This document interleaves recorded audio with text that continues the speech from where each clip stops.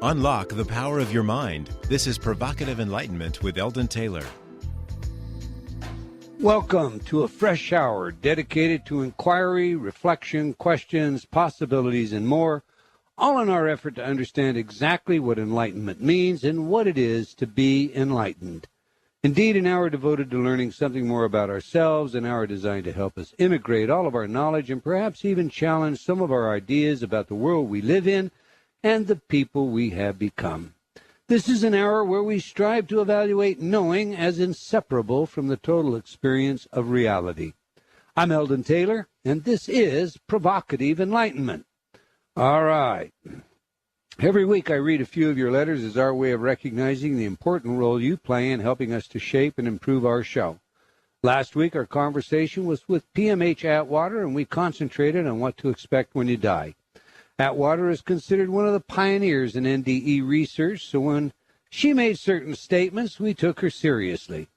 For example, she claimed that IQ changes for those that experience NDEs. Now, when I asked her about this in detail, she was ambiguous to say the least, referring us to her books, but uncertain as to which one the data could be found in.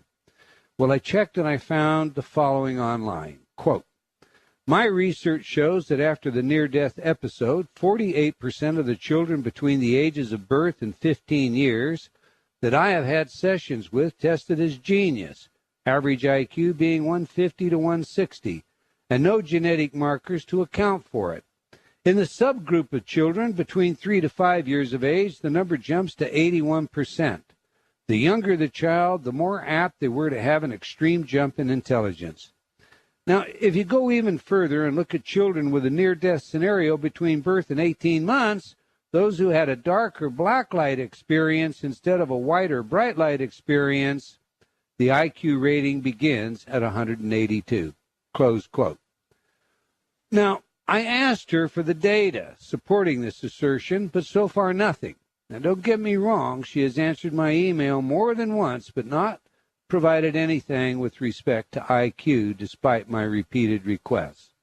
So here's the problem. I do believe there are genuine NDEs, but when someone makes claims that stretch credibility, the entire issue is easily dismissed by the so-called skeptics. They can easily point to this very quote by Atwater, as my statistical expert friend Dr. Charles McCusker did, and say something like, "I wonder what instrument she used to get those numbers." When you search for IQs on the internet, you discover that famous scientists score well below 182. Take, for instance, Stephen W. Hawking, the author of A Brief History of Time, the man that we think of as the icon for black holes. He, not black holes, but singularity, the beginning of all things, the Big Bang Theory. And Hawking's IQ, according, or is alleged, I should say, according to the internet, to be at 160. So understand that an average IQ is 100, and genius is placed at anything above 139. This does indeed make the purported finding by Atwater either remarkable, and I mean really remarkable, or simply false to fact. You decide. Atwater did inform us that not all NDEs were genuine. In fact, in her email following the show to me, she stated this, quote, "Yes, some reports of near-death experiences are shallow and incomplete or nothing at all, and some are outright lies," close quote. Still, she remained firm on the fact that Nelson's work regarding REM and NDEs was simply bad science. Okay, Sue wrote, "I found PMH Atwater and her ideas very interesting. I found that some things she said needed rather a leap of faith, particularly seeing a Christ figure with red hair. She also seemed to be giving some details of other people's research that she could not back up with evidence." John wrote, "I am flabbergasted with the IQ statement. These are extraordinary claims, and I have not come across anything like that." All right, moving on. Antonio wrote, "I'm a huge fan of your work. I started 10 years ago in Mexico listening to your CD of high energy. I love metaphysics, energy, and the power of the spoken word. I just bought your book, Mind Programming, and it's amazing." Well, thank you, Antonio, and all the best to you and yours. Robert wrote, there is no higher compliment that can be paid than for a patron to declare that your products actually work, and they are working for me. Thanks, Robert. You're absolutely right. No higher compliment indeed. Rockio wrote, and I hope I'm saying that right, I love you and Ravinder on Hay House. Thanks, Rockio. We love doing the show, so it thrills us when you love it, too. Isn't that right, Ravinder? It is, definitely. Laura wrote, thank you, Eldon Taylor, for your insightful, provocative enlightenment program series. The work you do is a great service to the expanded consciousness movement. Your Pay It Forward program is a lesson to us all about the nature of giving, and I truly appreciate your role in the human drama. Namaste. Well, thank you, Laura, for your feedback, and for all of you, please remember that we offer a number of InterTalk programs in MP3 format at absolutely no cost. This is just a part of our Pay It Forward program, as Laura indicated in her letter. These are not samples. This is the patented and proven effective InterTalk technology.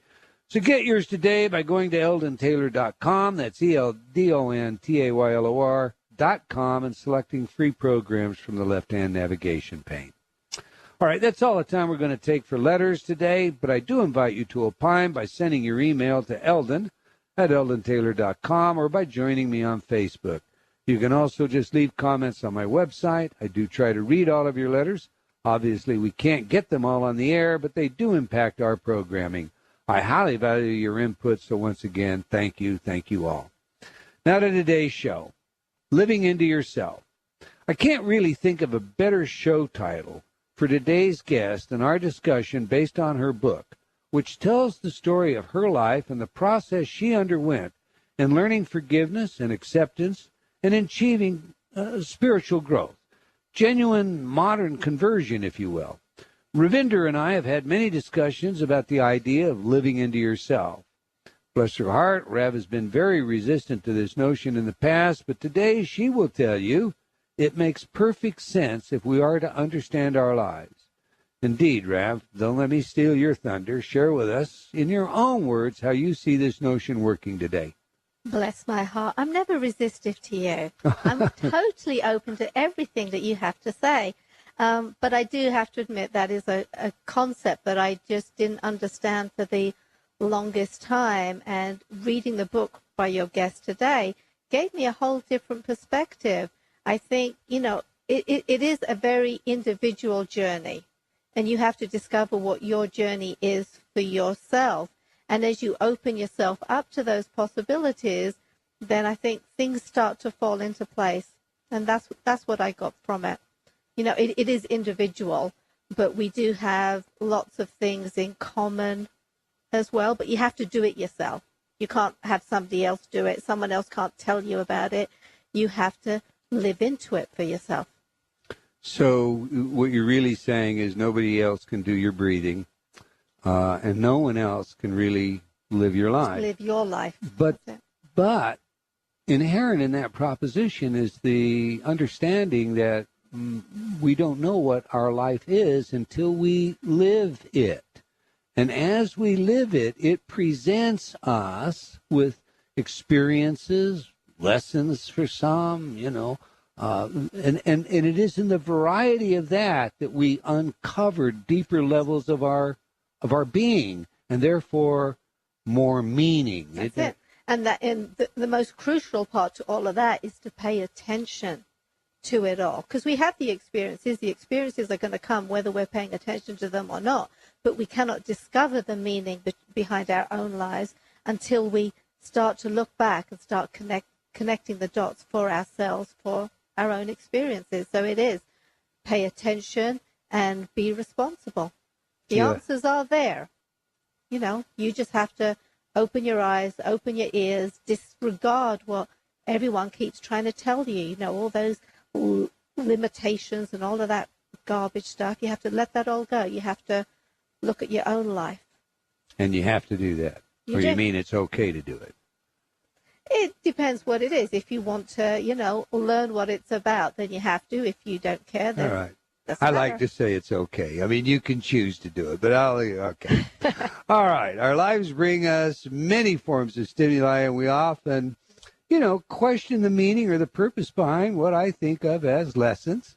I've shared with all of you before my conviction regarding the power of forgiveness, and yet genuine forgiveness can be the most difficult undertaking one ever seeks to achieve. Just saying the words "I forgive" is not enough. We must honestly feel as though no wrong, no harm, etc., has ever been done to us by the person or persons we seek to forgive in order for there to be a completion of the forgiveness process. And I say process because, like life, that is often just what it seems to be, a dynamic process. Now, our guest has a novel approach to this that I took out of her book, and I have to tell you that I enjoyed it very much. In fact, I'm using this approach now to deal with a couple of issues that I have yet to properly heal according to my own definition. So, let's get to our guest and find out more about her life and her technique for living into ourselves. Our guest today is a medical doctor, indeed a surgeon. She is the author of Jairus' Daughter, a truly compelling and inspirational read. She graduated from medical school in 1975 from the Medical College of Pennsylvania, where she also did her surgical residency from 75 to 80, followed by a fellowship in surgical oncology at Temple University Hospital from 1980 to 1982. She practiced medicine from 1980 to 2010, retiring on January 1st of 2010. There's some very interesting elements of synchronicity here. So let me share some of her words before we bring her to the program. She wrote saying, quote, Jairus' Daughter was written in 2003 and waited until 2010 to find the right publisher. Having the time after retiring to listen to Hay House Radio, I discovered Eldon Taylor's show. One Tuesday, he had William Paul Young on as a guest.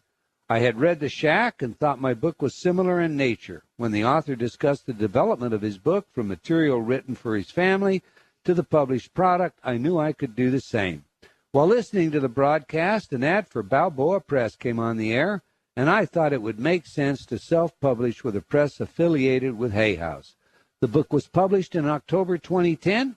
I immediately sent a copy to Ravinder as I explained it was my story, and I wanted to share as requested in Eldon's book, What Does That Mean? Okay, so here we are.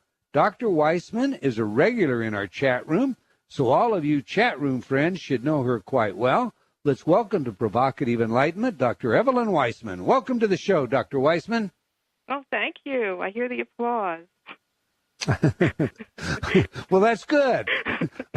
That's a sound effect that I will see we add to the show. We should just have that. The title to your book is very interesting. The record of the daughter of Jairus is a combination of miracles by Jesus reported in the Gospels. If I have the story correct, Jairus, a patron of the synagogue, asked Jesus to heal his dying daughter. However, according to Matthew, his daughter is already dead, not dying. As they travel to Jairus' home, a sick woman in the crowd touches Jesus' cloak and is healed of her sickness.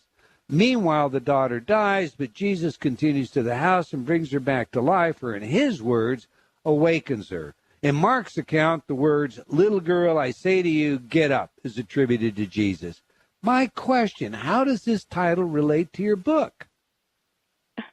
Well, my grandfather was a rabbi, and I have had these experiences in my life which I have always felt to be connected somehow to God, to Spirit. And when I had my own near-death experience at the age of 13, I really didn't know what to make of it. Much later on, when I began to go through a spiritual conversion, and I read the New Testament, I found my story in the Gospels.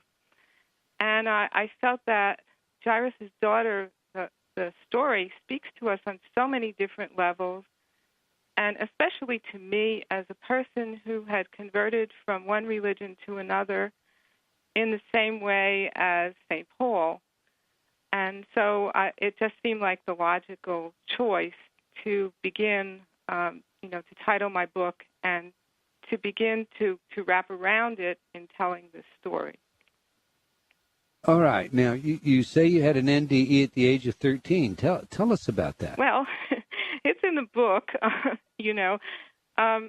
it was an experience when I wasn't ill or anything. It was something that happened to me while I was eating some food that was extremely hot, and I really didn't know how hot it was. And I swallowed it, and then the next thing I knew, I was having my near-death experience.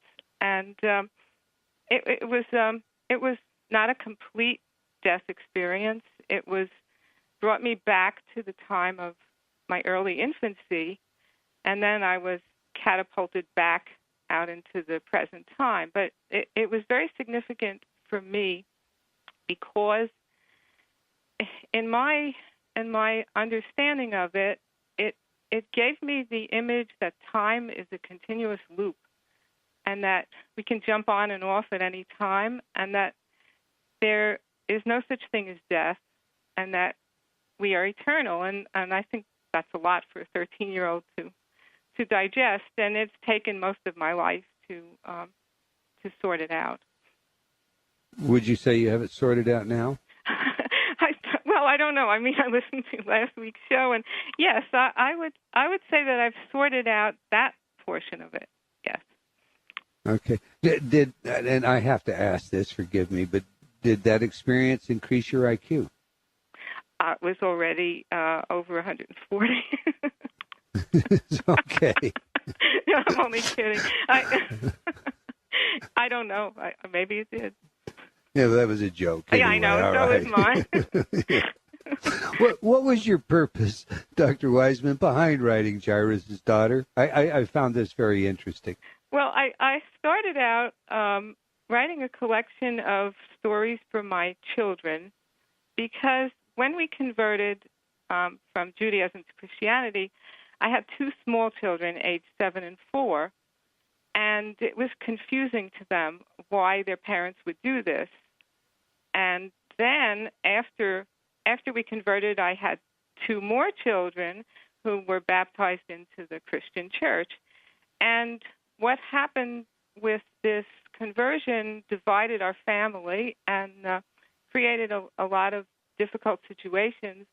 And so I thought, I'll just sit down and I'll write about it and write these little stories for my children so that they understand where we came from, what our religious background was, and how the conversion came about, and why adults would do such a thing, why we would make this choice in the middle of our careers and in our lives and risk upsetting so many people in the process of doing it.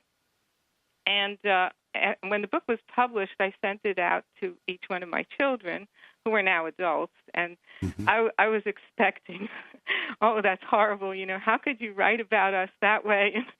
And all I got was favorable commentary on it, and they said, thank you so much for writing this book. It really answered a lot of questions, which I really couldn't answer, to them. It would just take too long. So sitting down and reading the book was very helpful to them. And then I realized that perhaps this book would be helpful to other people in making their life decisions, regardless of what they are, and learning about how to get in touch with their spirit. Now, it's a remarkable story, and I truly enjoy your material. But we're probably getting a little ahead of ourselves. The conversion process itself, I don't think many people really understand everything that's involved. So let's back up a little bit. I mean, you've had a lot of abuse in your life. You've had to deal with many, many things, and at the same time, you were raised in a very traditional, orthodox, imposing background. You naturally were experiencing outside of that. So let's begin with your grandfather. He was a rabbi, and I believe your book tells us that he was sent into Russia to teach Hebrew, and he considered that to be punishment. Tell us about that. Yeah, this is a true story. He was a student at the yeshiva, studying to be a rabbi, and he was always asking questions. He never understood. His basic idea was to know the mind of God, which was his desire. And so when the rabbis would tell him something dogmatic, he would always come back with, why is this so, and why do I have to do this? And he was a very disruptive and questioning student. And in this particular yeshiva, questioning was something that one did not do. So they sent him to a Russian Orthodox church, and he thought it was a punishment. He really didn't understand why they sent him there, but the real reason that he went there was because one of the former students of that yeshiva had become a Catholic priest, because he was very much like my grandfather. And so they saw him as a kind of a mentor to my grandfather, who was a problem student. And that was what the whole thing was about. And when my grandfather met with this priest, the priest spoke to him in Yiddish, which was the language that everybody, all the Jewish people spoke at home, and he was taken aback, completely unroofed his life, and he said, "How could this be? How could you defect over to this other religion?" And then the man started to teach him about Christian church, and at that point, my grandfather was ready to become a priest. But as you can read in the book, he had his own dream of his grandfather coming through and saying, "No, you can't do this," and that was enough to completely change his life path, to go back to becoming a rabbi.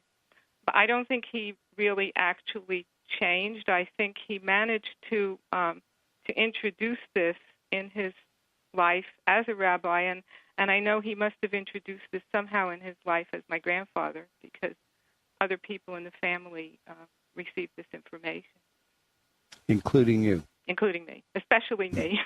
Yeah, especially you. Now, one of the things that I find really interesting in your story, you're coming from this, Jewish background, and yet you have Jesus appear to you. Now, are you familiar with A Course in Miracles, Dr. Weissman? Oh, yes.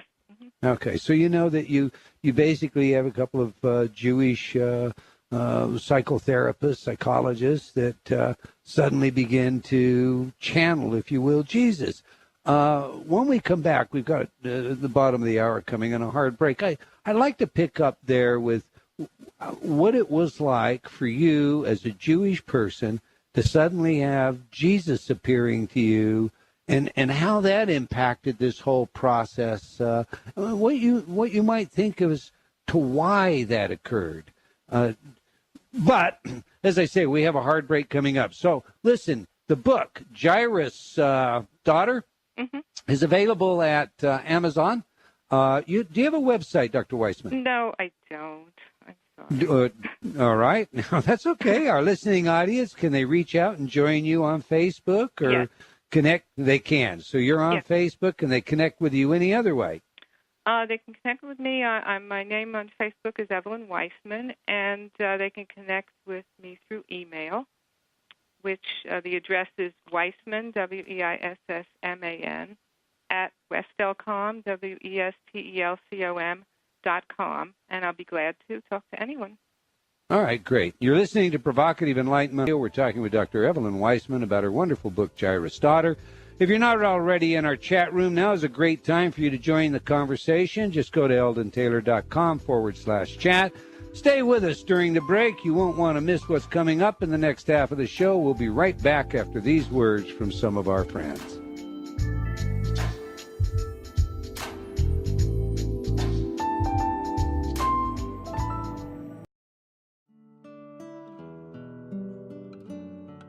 Have you talked to yourself lately? What does that inner voice say? Are you constantly hearing negative feedback? Ready for a change? Inner Talk, Eldon Taylor's patented subliminal technology, can do just that. Change your inner self-talk. Turn off the negative by replacing it with positive affirmations. Inner Talk has been researched at universities such as Stanford and by governments around the world, and has been proven effective at priming your self-talk. Armed with a new positive outlook, you'll find everything becomes easier. From losing weight to stop smoking, giving presentations to riding horses. Learn new things to being a powerful salesperson. Choose your title for change today. Visit www.innertalk.com. That's INNERTALK.com. innertalk.com. Every day, every moment, we face choices. Yet, how many of those choices are truly our own? Are you ready to step onto the path of discovery? Read Eldon Taylor's New York Times bestseller, Choices and Illusions, now revised, updated, and expanded. Eldon combines provocative information, scientific research, and his own life's journey into a powerful message that we have the power to change. All we must do is be willing to choose to take the chance and change. Get your copy today from all bookstores.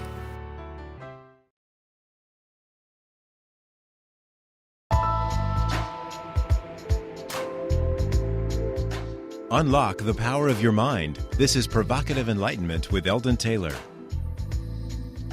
Welcome back. If you just joined us, we're discussing the story of Jairus' daughter with the author Dr. Evelyn Weissman. But before we get back to today's show, I want to invite you to like our Facebook fan page for Provocative Enlightenment Radio. As a fan of the show, you'll receive special announcements and incentives from time to time as our way of thanking you for your support. I would also like to invite you to join me on Facebook while you're there, and of course you can follow me on Twitter. You will also want to visit and bookmark our Provocative Enlightenment website. All right, let's return to the show. Before the break, we were discussing what it must be like for a Jewish person in a family of rabbis to have Jesus appear to them. And Dr. Weissman, let's just pick it up. What was that like? Well, he's one of us. He was easily recognizable, and it was a very comforting experience. You didn't find it unusual that, Jesus was, of course, a rabbi, but he was not accepted by the Jewish people. You didn't find that at all disturbing? Well, why he would come to you? Well, let me kind of back up on that. When he first came to me in my near-death experience, I really didn't know who it was. So I knew that there was this being and that he was protecting me, and that was pretty much all I knew.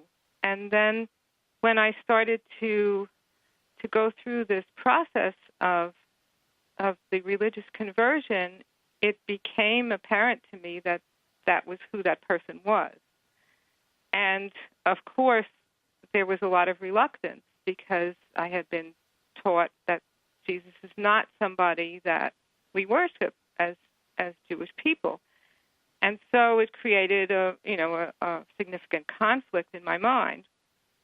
But then it just took a lot of unraveling to settle the conflict and, to understand that Jesus, in my estimation, is the Messiah that was promised to the Jewish people. Okay, you're a surgeon, a medical doctor. You right. know that I'm going to ask you about the psychology of all of this because sure. you're raised in a family that, if I get it right, rather puritanical within its own set of beliefs, and yet you were abused. You were constantly told that you weren't worth anything, that you're no good, that for all intent and purposes, the only characteristics about you, if I got it right, that anyone, your mother particularly, could recognize was your father's negative characteristics. So does that kind of predispose you to take an anti-authoritarian role and reject the family religion and move to another one? Do you think that had any part of your religious conversion? No, and not really. And I see you're a great psychologist because you read in between the lines in my book very well. I think that as a child being abused, I think my safety was my relationship with Spirit. that's what helped me deal with it and helped me explain it to myself. I knew that even though these things were happening and these people were doing these things and they were kind of muddling along in their own ignorance, that there was something larger than myself and larger than this family and larger than this culture that was guiding me in some way, and that if I would pay attention to the signals, that it would help me to understand and overcome this situation. All right. Now, your mother, or you tell a story, and I'm going to infer from the story, and if I get it wrong, please correct me. Your mother burned you repeatedly on the feet as a small infant, as a baby, with a cigarette. Right. And, this was a process that you had to heal, you had to forgive, you had to learn to deal with in integrating your own spirituality. And your method for doing that, which you heard me mention it in the setup piece, I found really marvelous.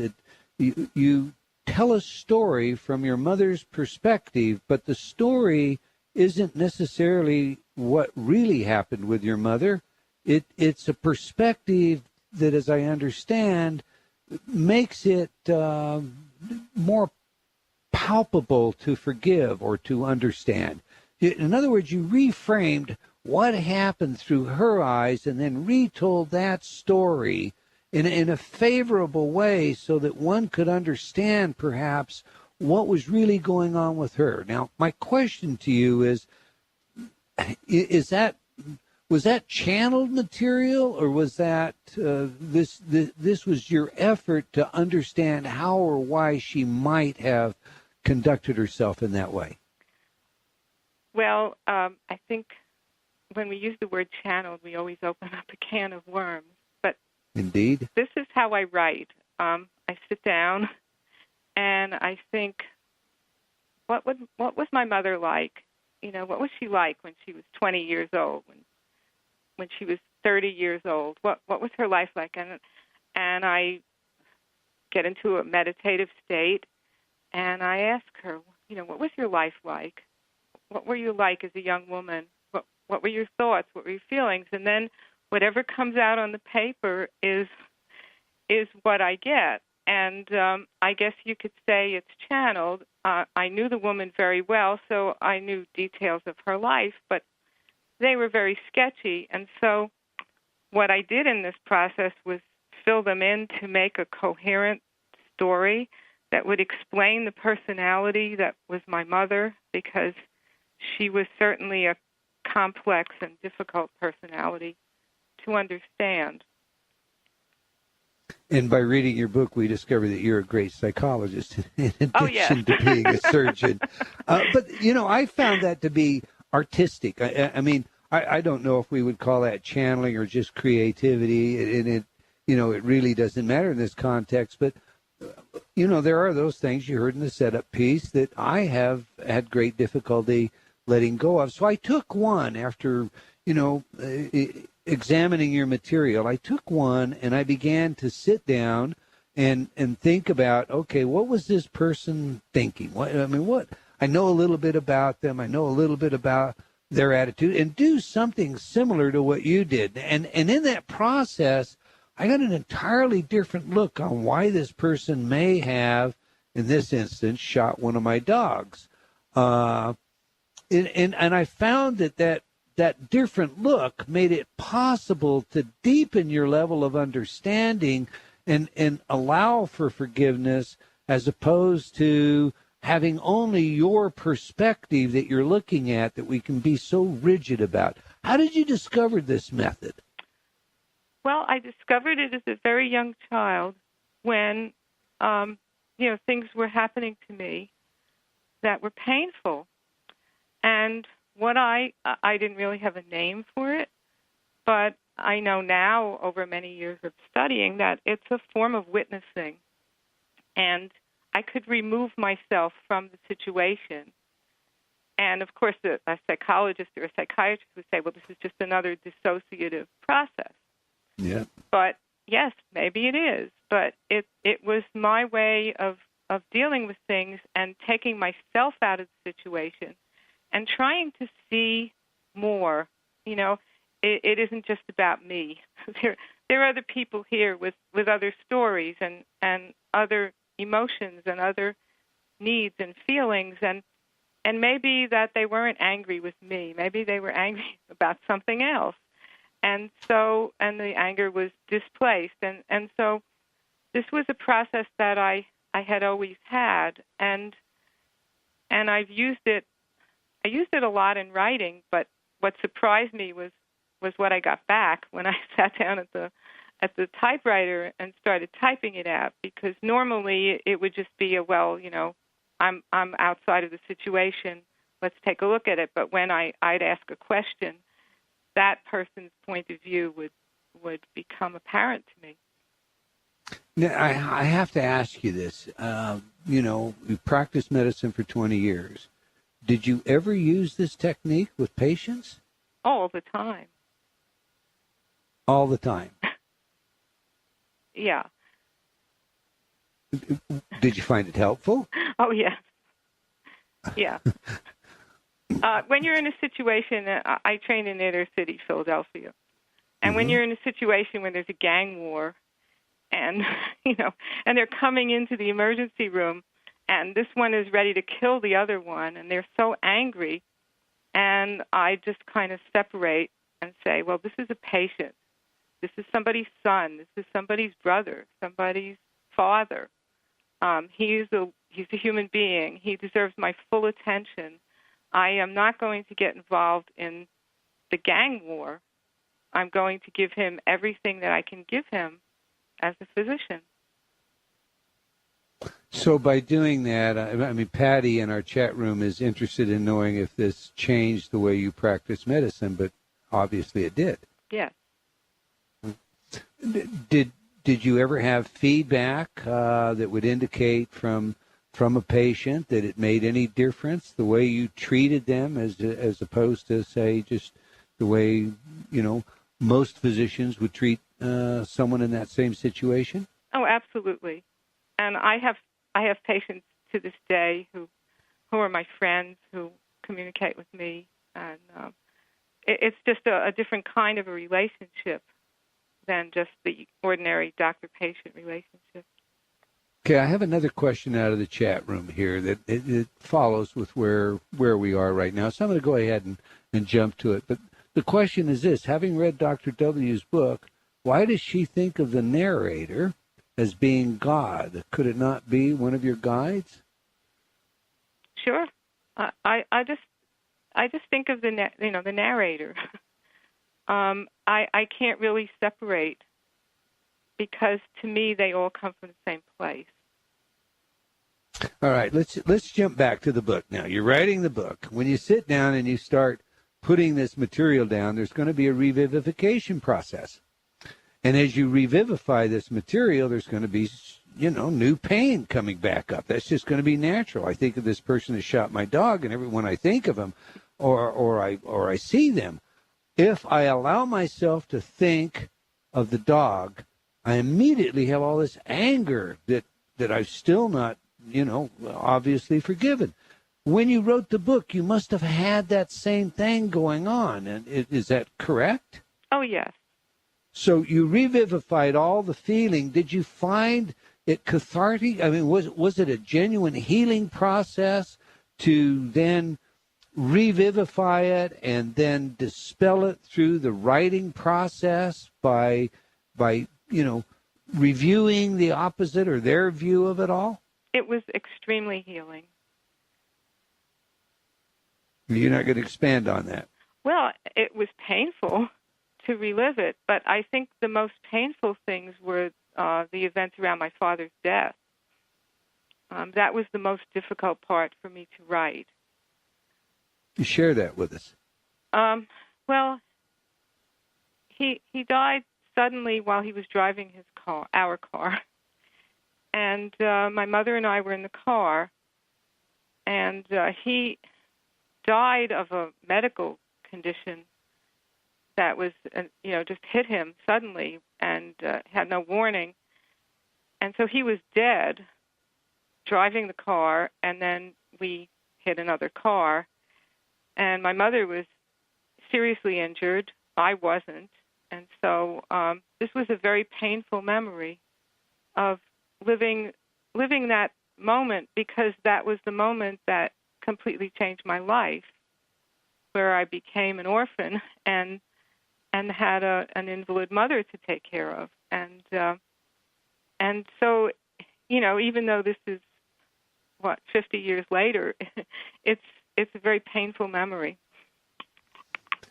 Did you, is it a memory? By definition, I guess in the setup piece I said I think that genuine forgiveness is a state where we can look upon what happened to us or the individuals involved, and we feel it's as though we're looking on someone that never hurt us or something that never injured us. Have you been able to get to that place? Oh, definitely, yes. So you can look at this entire, your lifetime now, and you feel that all of it has been properly forgiven through this process. Yes, I do. I think I'm old enough now to be able to do that. What then would you say, Dr. Weissman, is the most important lesson that you learned in your life, and how did you try to translate that to your readers? I think the most important lesson for me is that God is always with us, and that even if we feel that he may be very distant, he is a presence that is there if you call on him for help. And I think the message of the book is that God is very much alive, that he works in our lives from day to day, that the Bible is not just a book that, somebody wrote a long time ago, but that things that have happened in the Bible, such as the story of Jairus' daughter and other things, are stories which we see in our lives today. If we just can step back and look at them in that way. Okay. In your book, you indicate that you believe that your father, in this accident, had intended to take you and your mother with him. That is, all three of you were going to die. Yes. I guess, why did you think that? And then, show us, if you, I know that you do in your book, but I want you to articulate a little more here for our audience how you forgave this. This is something that he had actually said. He was very afraid of dying, and he was very afraid of dying alone. And he had actually articulated this, that if he dies, that he would like for all of us to go with him, because he couldn't understand how he could go without us. And as a child, which I was at the time, I really didn't understand the depth of it. But I just thought at that moment that he meant this as an expression of his love, that he didn't want to be separated from us. And that was the process or the understanding that facilitated the healing or the forgiveness? Yes. I think it was mostly his fear that prompted that. Okay, now let me ask you this. Does it ever bother you that perhaps you have it wrong? That I'm not suggesting that your father was malevolent, but is it possible that you have it wrong? That maybe there was some genuine disturbance that your mother experienced, and she got great pleasure out of burning your feet with a cigarette? I don't know. I read your book, What If? What if this is completely wrong? It's always possible, but it's not about her pleasure, and it's not about his malevolence. It's about how I live my life. And yeah, perhaps it's totally wrong, but for me, it's healing, and for me, it makes sense. And that gives my life a direction. And that sense of pragmatism is the only practical guidance that any of us really have in life, because we can't know much for certain, period. I love your answer. Thank you. Let me ask you, let's talk about some of your metaphysical inclinations. But before we jump to your metaphysical inclinations, and or I guess tied together, because I know you're a regular listener, you've heard Jillian Holloway on the show talk about dreams. And you had a dream once where you refused to do surgery, or you changed your mind about the surgery. Yeah. Tell us about that. This was a patient who had been sent to me by another doctor because the doctor said that she needed to have her gallbladder removed. And I looked at her information, and she was also a patient of mine from before and a friend. And I said, it just doesn't add up. It doesn't make sense to me. The chest pain that you're having doesn't appear to me to be caused by your gallbladder, because your gallbladder is really not that disease that it should be causing that level of pain. And yet the doctor who referred her assured me that, this woman's heart was fine, that there was nothing wrong with it, and that I should go ahead and take out her gallbladder. And I had a dream that I was operating on this woman, and operation was going just fine. The gallbladder was just about out, and the anesthesiologist said, we're having a problem up here with her heart rhythm, and we're losing her. And I said, what? What's going on? He says, I can't get her rhythm straightened out, and her pressure is dropping, and she's going to die. And, of course, I was very relieved to know that this was a dream. Yes. But the next day, I called this woman on the phone, and I said, would you be very upset if we didn't do your gallbladder surgery? And she said, no, but what prompted that? And I told her, I said, you'll think that I'm completely crazy, but I had a dream, and I can't really tell you about the dream, but I just don't want to operate on you. And she said, okay, fine. And then she came back to see me for something maybe a month or two later. And I said, well, how are you doing? And she said, I want to thank you for saving my life. And she showed me the scar where she had quadruple bypass surgery. She said, wow.